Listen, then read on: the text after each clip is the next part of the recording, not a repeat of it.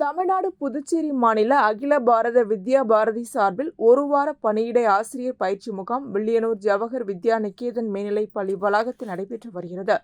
துவக்க விழாவிற்கு வித்யா பாரதி தமிழ்நாடு மாநில அமைப்பாளர் சுந்தர் குத்துவிளக்கேற்றி முகாமினை துவக்கி வைத்தார். மேலும் முகாமில் வித்யா பாரதி தமிழ்நாடு மாநில தலைவர் கிருஷ்ண செட்டி மற்றும் பொதுச் செயலாளர் ராம்குமார் ஆகியோர் கலந்து கொண்டனர்.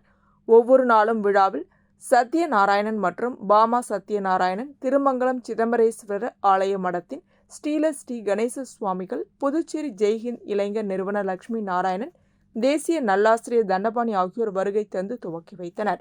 இம்முகாமில் 14 பள்ளிகளின் 72 ஆசிரியர் பெருமக்கள் கலந்து கொண்டு பயிற்சி பெற்று வருகின்றனர்.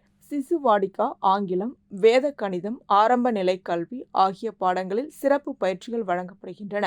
முகாம் ஏற்பாடுகளை டாக்டர் ரங்கநாதன், இளமதியழகன் மற்றும் ராம சிவராஜன் ஆகியோர் செய்து வருகின்றனர்.